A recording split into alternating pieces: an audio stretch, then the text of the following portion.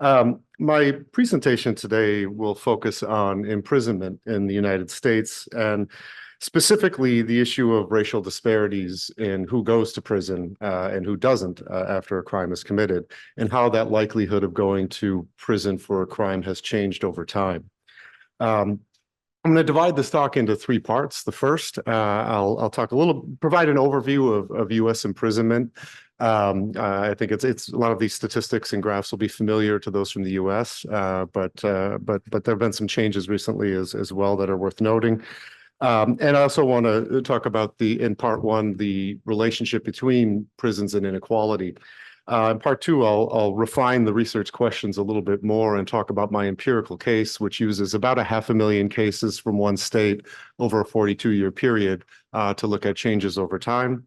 And then finally, I'll discuss the results and implications for reducing imprisonment and racial disparities therein, and to make the title somewhat relevant is want to close with a question that is debated and has varied a bit in the US, but as I've read more about the Chinese case, also in China, which is how much of the decision to send somebody to prison for a crime should be dictated by the law and how much by judicial discretion. With respect, the criminal justice system overall in imprisonment in the United States is distinct for at least three reasons, both comparatively and historically. The first is the size of the criminal justice system and of the number of people in prison in the US. So, for example, if I take a list of countries, these are selected because these are countries that have a high raw number or a large raw number of people in prison, but some of those you would expect, such as China, for example, which has this is the total population, not the prison population. So a total population that is roughly 4 times that of the United States, likewise for India.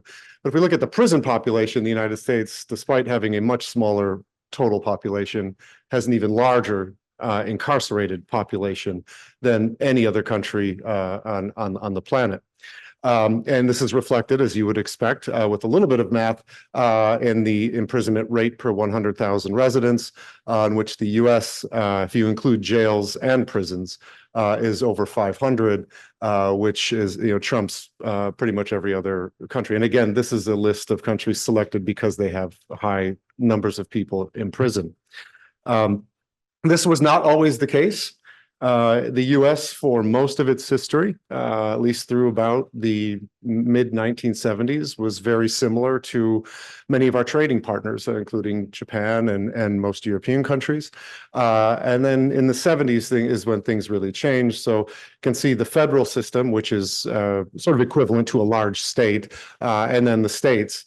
That we saw most of the growth happen during the 1980s and 1990s, some plateauing in the 2000s, and then some retrenchment, in which we've seen about a decade of imprisonment rates in the United States going down. And you can see the COVID effect in there as well. You'll see that in some of the data I present in 2020.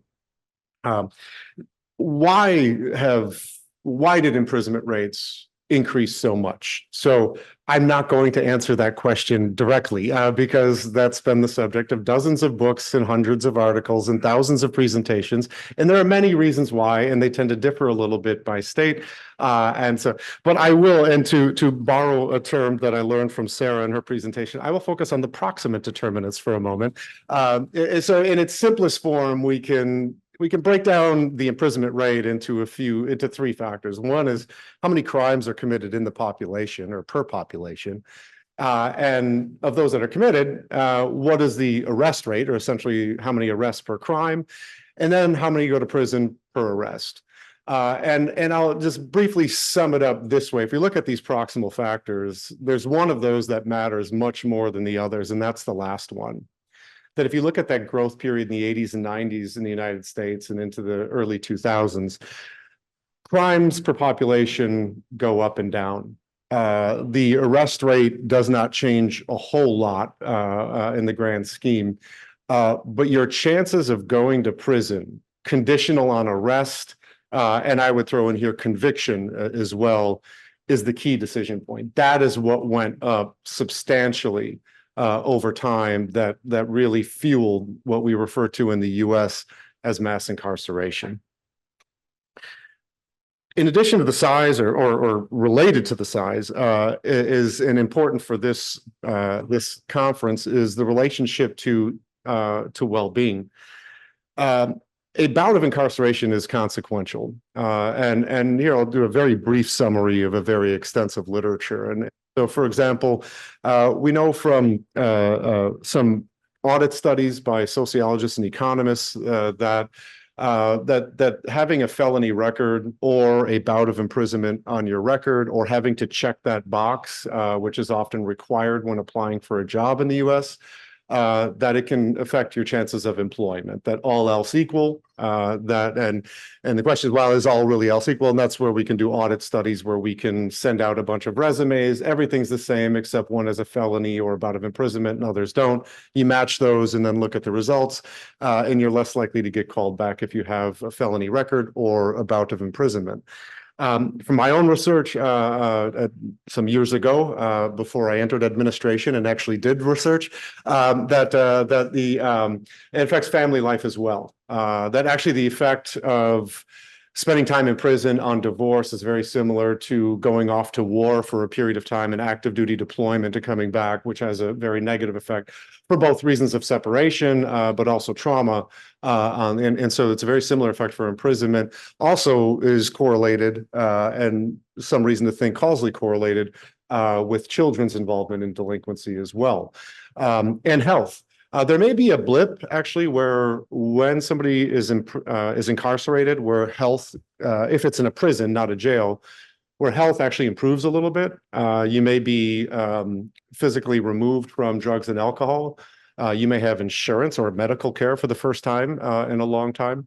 And you may have sort of a regimen for taking medications, among other reasons. There are also, of course, health hazards in prisons, but a slight increase in health functioning. But then when they leave prison, it just shoots down below where it started. And so the overall net effect is on both physical and mental health. And even some types of infectious disease is quite negative, and housing as well. That when you come out of prison, it's very difficult to get housing because that is often a screening question if you want to rent an apartment or to be eligible for certain types of government-assisted housing. So it is very, very consequential for well-being. And when you have so many people going to prison, and think about it cumulatively too, the statistics I showed you are point in time. That felony record does not go away. So over time, you end up with a considerable portion of the population that has a felony record or spent some time in prison. So it's very consequential for well-being. The third part, and one that I'll key in on today, is it's also both reflects and exacerbates inequalities. And I'll use the case of racial disparities, but we could look at other types of disparity as well. The US, if we look at the imprisonment rate by race, you can see that the rate of Blacks is about 900 per 100,000, which trumps other groups, and particularly white and Asian Americans, which are below 200 and 100 respectively. So, a magnitude of 4 times or even about 9 times compared to Asian Americans in the United States.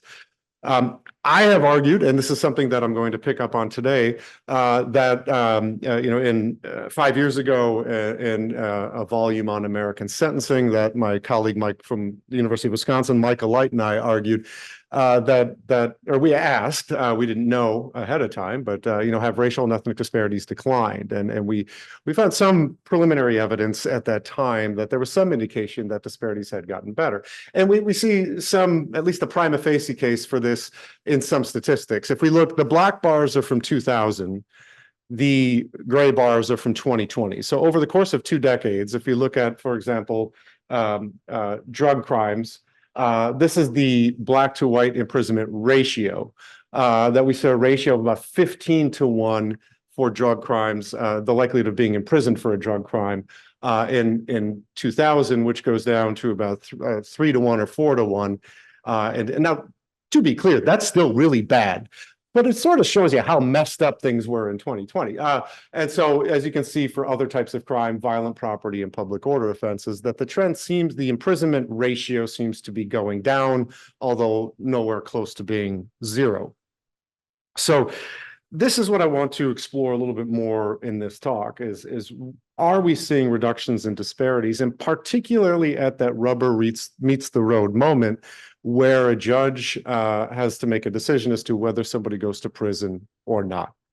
And so I want to frame this as three research questions, one of which I'll call the demographic question, which is, have racial disparities in prison sentences changed? And how sensitive is this to how we measure it? Second, we'll call the social science question, is if there's change, why? What might be driving it? And I'll get into the weeds a little bit, and by the end, I'm going to sound more like a political scientist, so please forgive me for that. And finally, the policy question. If the goal is to reduce imprisonment and the racial disparities that are part and parcel of that, are we better off giving judges more or less discretion in their decision making? So the empirical case I will use is from the state of Minnesota, which is a state in the northern U.S. It tends to have a slightly lower imprisonment rates than the rest of the country, but the trend almost mirrors exactly what you would find in the rest of the U.S. And we have data from 1981 through 2022. 1981 is not coincidence. In 1980, they imposed a new sentencing system that I'll show you in a moment that made it much more rigid and took a lot of discretion away from judges. And really, it was more dictated by law than by judicial discretion. Say more about that in a moment. Over this period, we have about 500,000 sentence cases, and we have very detailed data on these cases, including a measure of what in the US we'll call the presumptive, but I'll call here the prescribed sentence. That is, what is the sentence that the law suggests? And we can compare that to what they actually get. And this system, which is called sentencing guidelines, is similar to what we find in many other states and in the federal government in various forms in the United States. And as I was reading on the flight over here, actually is being adopted in a similar form since 2014 in China, albeit with much broader ranges. In addition, we also did a review of appellate court cases and did interviews with 15 judges that served over a long period of time to assess from their perspective how things changed over time. So this is gives you an idea of the number of cases, as you would expect. But during the 80s and 90s, we see an increase in the number of cases. This is the total number of cases. Only about 20 to 30% of those in any given year end up in a prison sentence. So most of these end up with probation or some other non-carceral sentence. And again, you can see the COVID blip and then the post-COVID return of a large number of people coming through the courts. So how are cases sentenced in Minnesota? And again, this is similar to what you'd find in many other states. So in 1980, they implemented a sentencing guideline system, which really gives weight to two factors when determining a sentence. Judges did not like this because, as you'll see, it makes very educated legal minds reduce to something very simple. And that is, if somebody is convicted, so for example, let's assume for a moment that my colleague, Professor Ricchino, is convicted of, pick your crime, Vinny, of controlled substance in the third degree. And I am the judge that is sentencing Vinny, and he is, by the way, a repeat offender. So I would look at how many, he has 2 prior felonies. So I go down and I find that he is, or what do we say, a controlled substance. So his prescribed or presumptive sentence is in the gray area, which means, barring other factors, he would not go to prison according to the sentencing guidelines, but he would get probation for 33 months. Had he had one more prior, the presumptive sentence would have been prison for 39 months. Judges have a little bit of discretion to go below or above. And actually, they can even go outside of that range, but then they have to put their reason in writing. That will be a data point I will come to in a moment. So that is sentencing guidelines in a nutshell here. How do we measure racial disparities here? So there are 2 ways that I'll look at. One is just a raw disparity, which is quite simply taking the prison sentence for a group, let's say subscript B, Blacks at a given time, and subtract from that the percentage in a given year, T, of whites that receive a prison sentence. So the percentage Black minus the percentage white that get a prison sentence in a given year. And if we measure it that way, I'll show, that'll be the last of 3 lines here. So this is the proportion of whites who receive a prison sentence. So about 17% of white defendants went to prison, the rest got a non-prison sentence. And as you can see, and as we would expect, that went up over time. For Black defendants in 1981, the first time point, about 29% received a prison sentence. And that actually, it's sort of noisy, but whereas there's an upward trend and some drift for the whites, it's a little bit more noisy, but a stationary process for Blacks during that time. So if you net those out, you see some, wrong button. If you see some decline, particularly in the early years, but it persists over time where we start at a net difference of about, and this is a moving average, so the numbers are slightly different, but of about a 17-point difference or 16, but ending closer to about 7. So a net drop of a raw disparity of about 10. Now, this is useful for us answering that question. We see some decline in disparity, but it doesn't give us much leverage in terms of why. If you think back to the proximate causes, well, have there been changes in the law? Have there been changes in the types of crimes that are committed by race, or in their criminal histories, or the age distribution for one group? There are a lot of reasons that go in. So this is where it becomes interesting to have this granular case level data and to incorporate that prescribed sentence into it. And so a second way that we can measure disparity, which will actually, my goal here is to parse out the legal part of it and to focus on the judicial discretion part of it. So how might we do that? All right, so the formula I'm going to use is taking the actual, and I will illustrate this in a moment, it's taking the actual sentence for a given group, Blacks at time t, divided by the prescribed sentence for a given group at time t, and subtract from that the same but for whites. So how might this look in practice? So in 2022, for example, 30.6% of Black defendants received a prison sentence. The rest received non-incarceration. 47% of Blacks would have received prison if judges just blindly followed the guidelines. So if we divide those, we get essentially Blacks are getting about 65% of what they could have gotten had judges just followed the law blindly. For whites, it's 22.5% out of what, if we followed the guidelines blindly, would be about 35%. So the net difference is almost zero. So how has that changed over time? Well, we see that the raw disparity actually was a little above, but dropped substantially and then hovers around zero.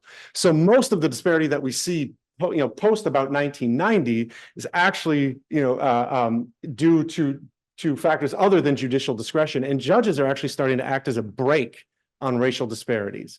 So to illustrate this a different way, if we just look at, this is what, if judges blindly followed the sentencing guidelines, what the trend would look like for Black defendants in terms of the percentage going to prison by year. This is what we actually see. So judges, again, sort of, and you see what appears to be a break there. And indeed, if we do a Chow test, we actually see statistical evidence of a structural break in the time series in about 1990. And I'm a little low on time, so I'm going to kind of cut to the chase. What's going on there? Why did disparities decline? Well, there are actually a couple of things that happened in 1990. First, well, leading up to it in the 80s, there were a number of appellate court rulings that actually enabled judges to act on their norms and their discretion as well as law. At the beginning, judges thought, these are the guidelines and I have to follow them. And you actually see that in which you see very little daylight between the prescribed sentence and the actual in the early years of the time series.